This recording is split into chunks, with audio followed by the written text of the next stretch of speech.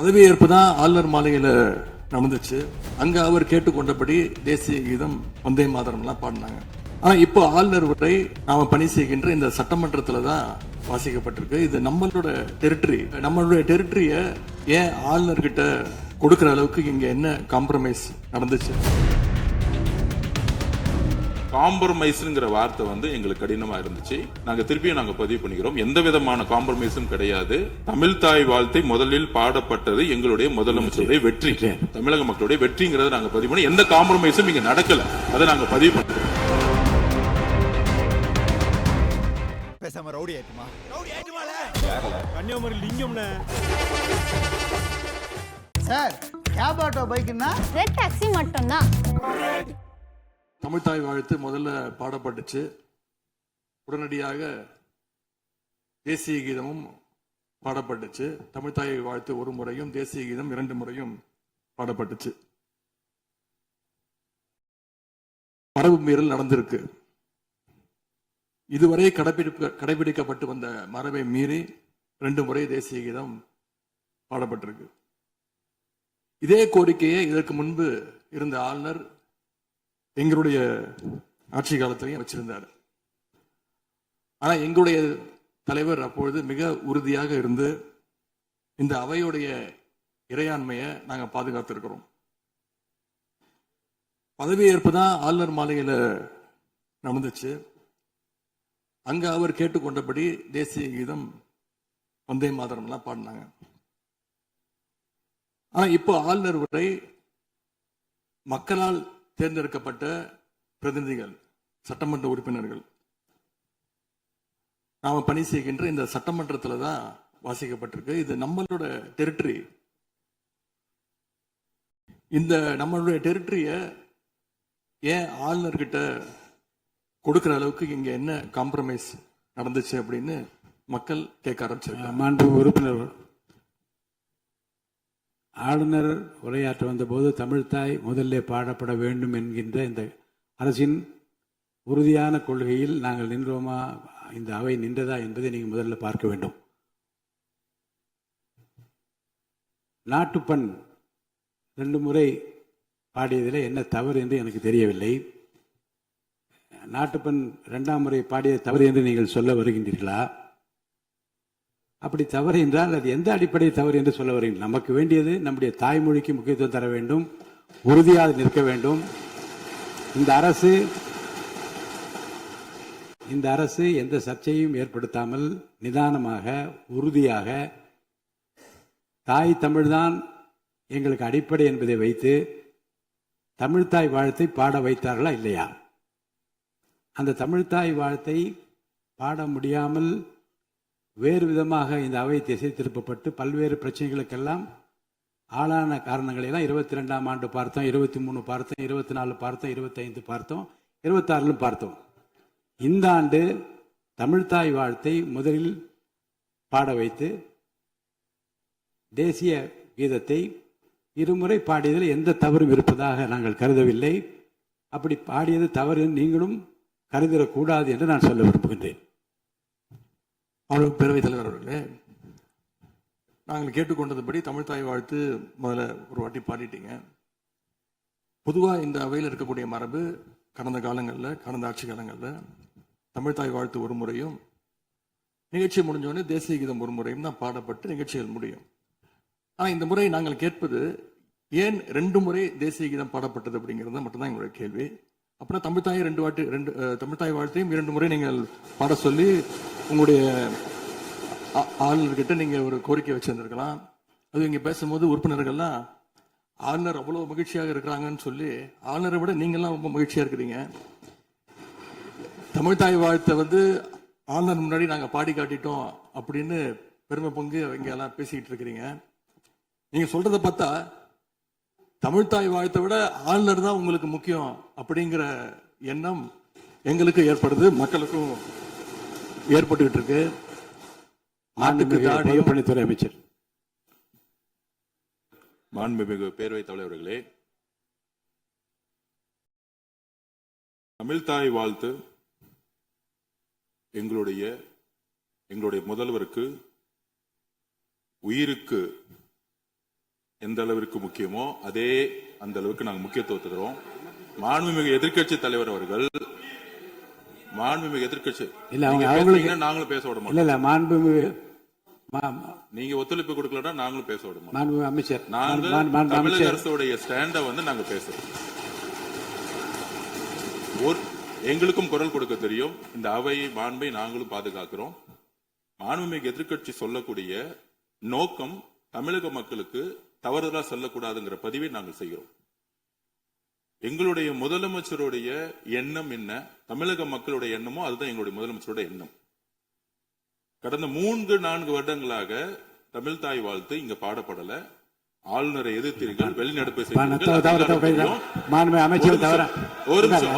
ஆளுநர் நாங்கள் சொல்வது நான் பேசுறேன். நான் பேசி முடிக்கிறேன். ஆளுநர் முன்பு நான் பேசி முடிச்சேன். ஆளுநர் முன்பு இல்ல மாண்புமிகு அமைச்சர் அவர்கள் ஒண்ணு தமிழ் தாய் வாழ்த்து பாடப்பட்டது. இல்ல நான் சொன்னது, நான் கருத்து என்னன்னா ஆளுநர் முன்பு பாடப்பட்டது கிடையாது. அதுதான் நான் சொல்ல வரேன். நான் பேசிடுறேன். ஆளுநர் புறக்கணித்தார், அதற்கு பின்பு பாடப்பட்டது. ஒரு நிமிஷம் நான் பதிவு பண்ணி ஒரே நிமிஷம் நான் பதிவு பண்ணிடுறேன். நான் எங்களுடைய பதிவை நாங்க பதிவு பண்ணிடுறோம். அதுல சொன்ன வார்த்தைகள் வந்து எங்களுக்கு வந்து கஷ்டமா இருந்துச்சு. காம்ப்ரமைஸ்ங்கிற வார்த்தை வந்து எங்களுக்கு கடினமா இருந்துச்சு. நாங்க திருப்பியும் நாங்க பதிவு பண்ணிக்கிறோம். எந்த விதமான காம்ப்ரமைஸும் கிடையாது. தமிழ் தாய் வாழ்த்தை முதலில் பாடப்பட்டது எங்களுடைய முதலமைச்சருடைய வெற்றி, தமிழக மக்களுடைய வெற்றிங்கிறத நாங்க பதிவு பண்ணி எந்த காம்ப்ரமைஸும் இங்க நடக்கல. அதை நாங்க பதிவு பண்றோம். நீங்க மாண்புமிகு உறுப்பினர் பிறகு தலைவர்களே, நாங்க மீண்டும் அதான் கேட்கிறோம். தமிழ் தாய் வாழ்த்து ஒரு முறை பாடிட்டீங்க, அதுக்கு வாழ்த்துக்கள். ஏன் தேசிய கீதம் 2 முறை பாடப்பட்டுச்சு? அப்போ ஆளுநர்கிட்ட நீங்க கோரிக்கை வச்சிருக்கனால நீங்க தேசிய கீதம் 2 முறை பாட பண்ணணும்னா நாங்க தமிழ் தாய் வாழ்த்து 2 முறை இல்ல 3 முறை நாங்க போடுவோம்னு சொல்லி அதை நீங்க செஞ்சு காட்டிருக்கணும். அதுதான் நான் கேட்கிறேன். உங்களுக்கு இப்ப ஆளுநர் முக்கியமா, தமிழ் தாய் வாழ்த்து முக்கியமா அப்படிங்கறத நான் இந்த அரசுகிட்ட நான் கேட்க விரும்புறேன். ஆட்டுக்கு தாடியும் நாட்டுக்கு ஆளுநரும் தேவையில்லைன்னு சொன்னவர் பேரறிஞர் அண்ணா அவர்கள். அவரை உங்க கொள்கை தலைவர் லிஸ்ட்ல அட்டாச்சும் பண்ணியிருக்கிறீங்க. ஆனா இன்னைக்கு ஆளுநரை தலையில வச்சு கொண்டாடிட்டு இருக்கீங்க. நான் கேட்க விரும்புது, நீங்க எல்லாம் சேர்ந்து மாண்புமிகு எதிர்க்கட்சி தலைவர் அவர்களுக்கு ஒன்று சொல்றேன். ஆளுநருக்குரிய மரியாதை மட்டும்தான் தரப்பட்டது. யாரையும் தலையில வைத்து கொண்டாட வேண்டிய அவசியம் இந்த அரசுக்கு இல்லை. இந்த அவையை பொறுத்த வரைக்கும்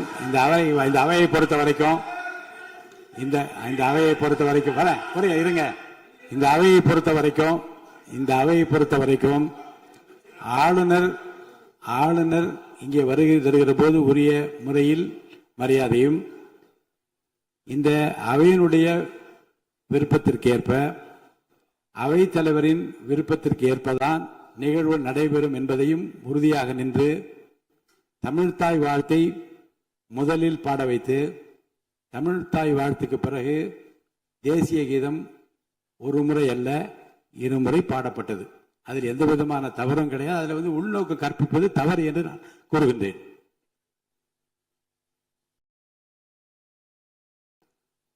பேரவைத் தலைவர் அவர்களே, கல யதார்த்தத்துக்கும் ஆளுநர் உரைக்கும் மிகப்பெரிய வித்தியாசம் இருக்கின்றது. மிகப்பெரிய வேறுபாடு எங்களுக்கு தெரிகின்றது. ஆளுநர் உரை என்பது அரசனுடைய கொள்கைகளை, திட்டங்களை, விஷன் அண்ட் மிஷன் ஸ்டேட்மெண்ட் அப்படின்னு சொல்லுவாங்க. அதன்படி அமைந்திருக்க வேண்டும். ஆனா இந்த அரசனுடைய ஆளுநர் உரையில இருக்கக்கூடிய அனைத்து கண்டென்ட்டுமே ஆளுங்கட்சியினர் சோசியல் மீடியால ரீல்ஸ் போடுறதுக்கு உதவுமே தவிர ரியல் பிரச்சனைகளுக்கு கை கொடுப்பதாக, உதவுவதாக, எந்த சொல்யூஷனும் தருவதாக எங்களுக்கு தெரியவில்லை. வழக்கமாக எதிர்க்கட்சி தலைவர்கள், எதிர்க்கட்சிகள் ஆளுங்கட்சிகளுடைய நிறை குறைகளை பேசுறது வழக்கம். அதுதான் எதிர்க்கட்சியுடைய பொறுப்பு, அதுதான் கடமை. ஆனா இப்ப இருக்கக்கூடிய ஆளுங்கட்சியை விமர்சனம் செய்யறதுல முந்தைய எதிர்க்கட்சிகளை விட எங்களுக்கு அதிக பொறுப்பும் அதிக உரிமையும் இருக்கு அப்படின்னு நாங்க நம்புறோம். அதுக்கு காரணம், எங்களுடைய கூட்டணி கட்சியாக இருந்து எங்களுடைய உடன்பிறப்புகளுடைய வாக்குகளை வெற்றி பெற்றவர்களுடைய ஆதரவுல தான், எங்களுடைய தயவுல தான் இன்னைக்கு இந்த அரசு நடந்துகிட்டு இருக்கு என்பதை நீங்கள் கருத்து கொள்ள வேண்டும். இன்னும் சொல்ல போனா நாங்க இன்னைக்கு எதிர்க்கட்சியில் வரிசையில் மட்டும் இல்ல, ஆளுங்கட்சி வரிசையிலும் எங்களுடைய வாக்குகள் அமர்ந்திருக்கு. ஆனால் நான் மீண்டும் ஏற்கனவே சொன்னது மாதிரி நாங்க வெறும் எதிரி கட்சியாக இல்லாமல் ஒரு ஆக்கப்பூர்வமான எதிர்க்கட்சியாக செயல்பட விரும்புகின்றோம். அந்த நிலைமையில இன்னைக்கு பல்வேறு பிரச்சனைகளை எடுத்து வைக்க விரும்புகின்றேன். முதல்ல கடந்த 2 மாதங்களாக எங்களுடைய வேண்டுகோளை ஏற்று கலைஞர் மகளிர் உரிமை தொகையை 15ஆம் தேதி கரெக்டா மகளுடைய அக்கௌண்ட்ல போட்டதுக்கு எங்களுடைய நன்றியை நாங்கள் தெரிவிச்சுக்கிறோம். அதே போல எங்களுடைய தலைவர் அவர்களால் தொடங்கப்பட்ட முதலமைச்சர் காலை உணவு திட்டம் 1ஆம் வகுப்பிலிருந்து 5ஆம் வகுப்பு வரைக்கும் நாங்கள் கொடுத்துட்டு இருந்தோம். அதை வர செப்டம்பர் மாதத்திலிருந்து தந்தை பெரியாருடைய பிறந்த நாள்ல இருந்து 8ஆம் வகுப்பு வரைக்கும் நீங்க நீட்டிக்க போவதாக செய்திகள்ல பார்த்தேன். எனவே எங்களுடைய திட்டத்தை நீங்கள் இன்னைக்கு எக்ஸ்டெண்ட் பண்ணியிருக்கிறதுக்காக மீண்டும் எங்களுடைய பாராட்டுகளையும் நன்றிகளையும் முதல்ல நான் தெரிவிச்சுக்கிறேன். ஆனா எங்களுடைய முதலமைச்சர் அவர்கள் தொடங்கின நான் முதல்வன் திட்டத்தை நீங்க முடக்கிற முயற்சியில இறங்கியிருக்கீங்கன்னு கேள்விப்பட்டோம்.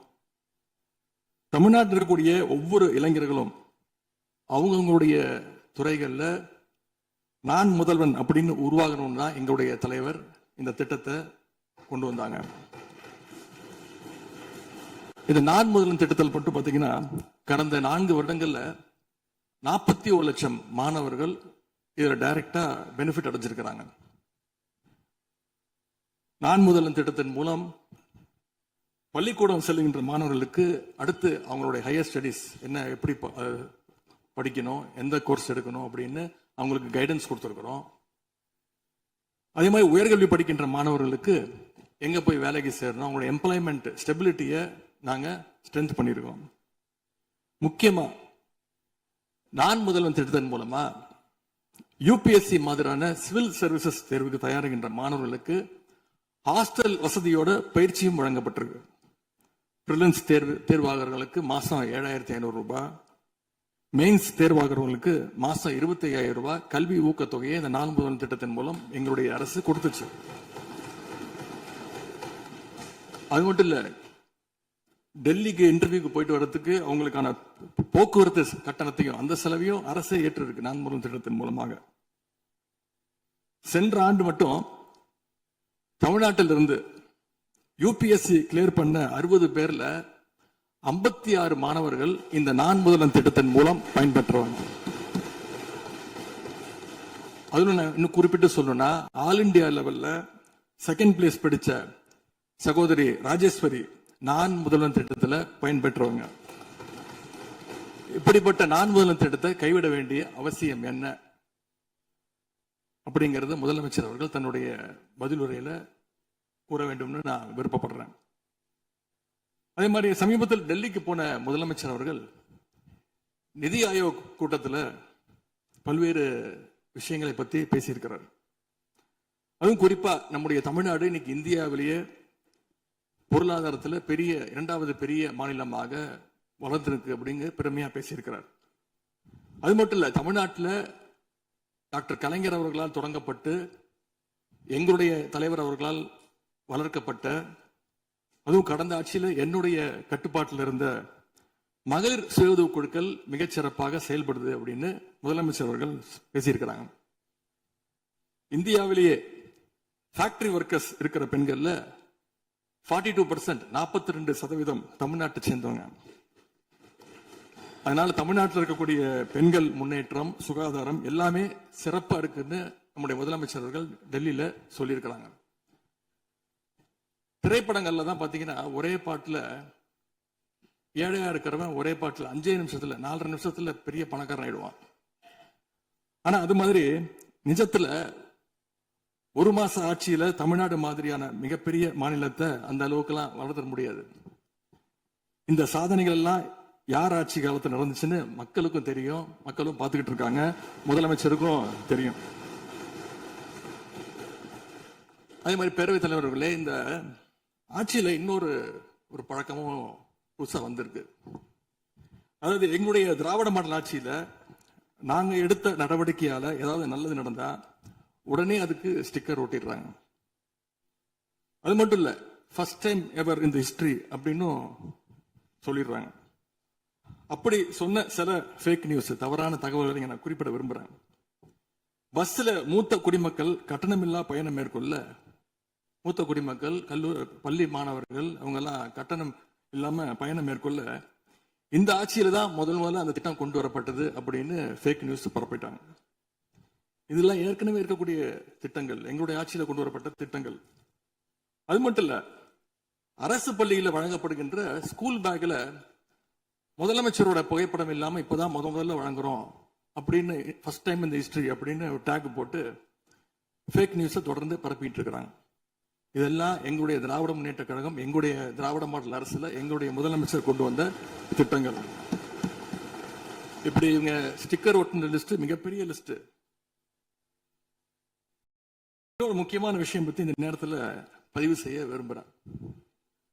அறநிலையத்துறையின் அசையும் மற்றும் அசையா சொத்துக்களின் வருவாய் அதன் புனிதமான நோக்கத்திற்கு மட்டுமே பயன்படுத்தப்படும் அப்படின்னு ஆளுநர் உரையில இடம்பெற்றிருக்கு.